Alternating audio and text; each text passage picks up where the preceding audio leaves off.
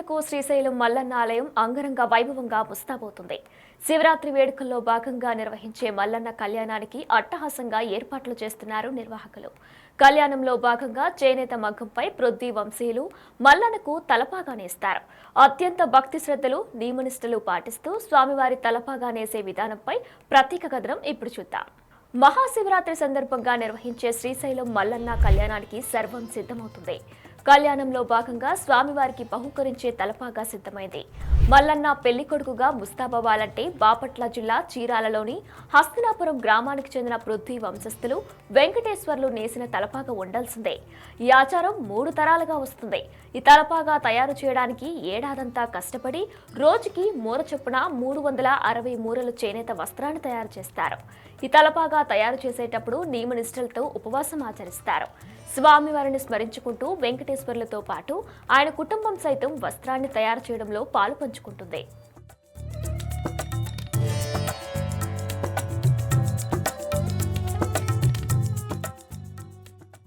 ప్రస్తుతం వెంకటేశ్వర్లు అనారోగ్యం బారిన పడడంతో ఆయన కుమారుడు సుబ్బారావు ఈ కార్యక్రమాన్ని నిర్వహిస్తున్నారు.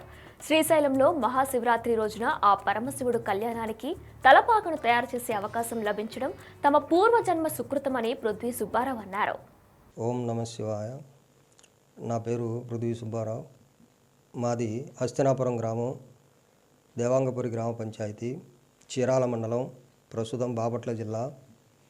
మేము ప్రతి సంవత్సరం మహాశివరాత్రి పర్వదినం రోజున శ్రీశైలంలో జరుగు పాగా అలంకరణ కార్యక్రమం నిర్వహిస్తూ ఉన్నాము.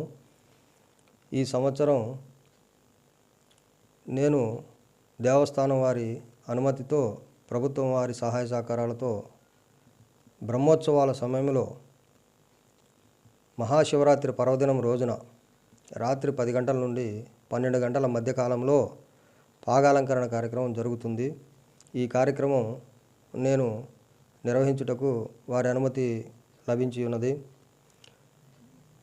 పాగాలంకరణ కార్యక్రమం విశిష్టత ఏమంటే, మన హిందూ సాంప్రదాయంలో పెళ్లి కుమారునికి ఎలాగైతే తలపాగా అలంకరణ చేస్తారో అలాగే తెల్లని వస్త్రమును స్వామివారి గర్భాలయ శిఖరము నుండి నవనందుల వరకు ఈ యొక్క అలంకరణ కార్యక్రమం జరుగుతుంది.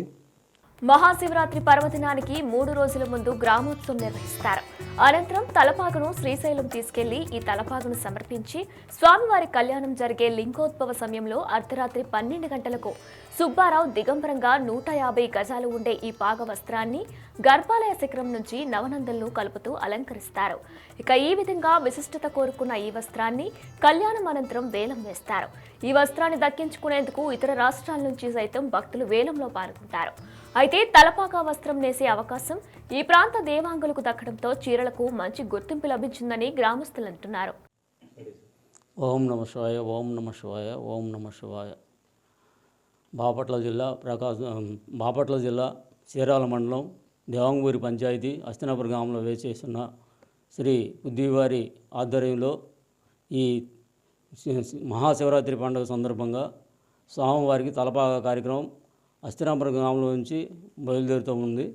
కానీ ఒక 3 రోజుల ముందుగానే ఇక్కడి నుంచి బయలుదేరి ఇక్కడ ఊరేగింపుగా బయలుదేరి తర్వాత శ్రీశైలం బయలుదేరడం అవుతుంది. ఒక రోజు ముందు ఆ స్వామివారికి ఆ టయానికి అక్కడ తలపాగా కార్యక్రమం జరుగుద్ది.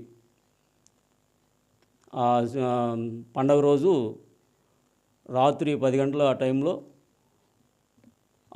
స్వామివారికి చుట్టూ ప్రారంభమవుతుంది అలంకరణ. స్వామివారికి అక్కడ అంతా కూడా బాగా జరుగుతూ ఉంది పూజా కార్యక్రమం. ఓం నమ శివాయ. For more videos like this, subscribe Big TV channel.